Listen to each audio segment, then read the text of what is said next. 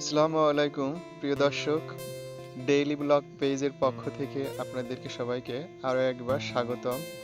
প্রিয় দর্শক, আজ আমরা চালতার আচার তৈরি করব। সেই জন্যে কয়েকটা চালতা নিয়ে নিলাম, সুন্দর করে সেগুলো ধুয়ে নিলাম। প্রথমে চালতাগুলো ধোয়া শেষ হয়ে যাওয়ার পর আমরা বটির সাহায্যে চালতাগুলো কেটে নিচ্ছি। চালতাগুলো কেটে নেওয়ার পর আমরা এগুলোকে প্রেসার কুকারে দিয়ে দেব। প্রেসার কুকারে দিয়ে এ, দুইটা বা তিনটা সিটি দিলে মোটামুটি সিদ্ধ হয়ে যাবে। তারপর ঢেলে ঠান্ডা করে সাথে কিছুটা লবণ এবং হলুদ মিশিয়ে রোদে দিয়েছিলাম। প্রিয় দর্শক, যেটা ভিডিওতে দেখাতে পারি নাই, আমরা সারাদিন রোদে দেওয়ার পর কিছুটা শুকনো হয়ে গেছিল চালতাটা।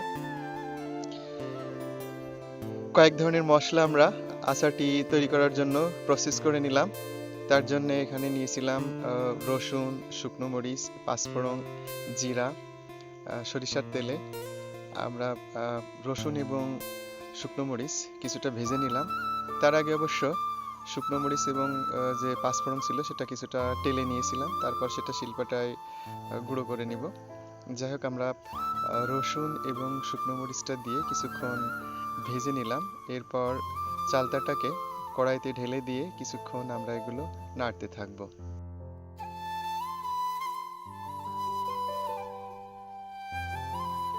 এই পর্যায়ে শুকনো যে মশলাগুলো আমরা ভেজে নিয়েছিলাম সেই মশলাগুলোকে সুন্দর করে গুঁড়ো করে নিলাম এবং আচারটা যখন একটু শুকনো শুকনো হয়ে গেল তখন তার মধ্যে চিনি অ্যাড করলাম।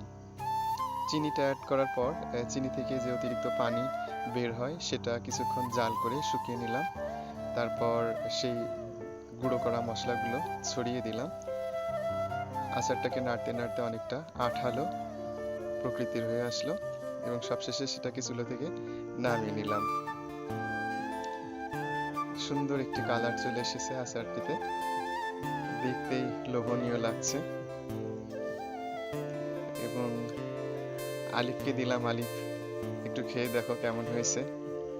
আলিফ তো খেয়ে বলছে খুব মজা।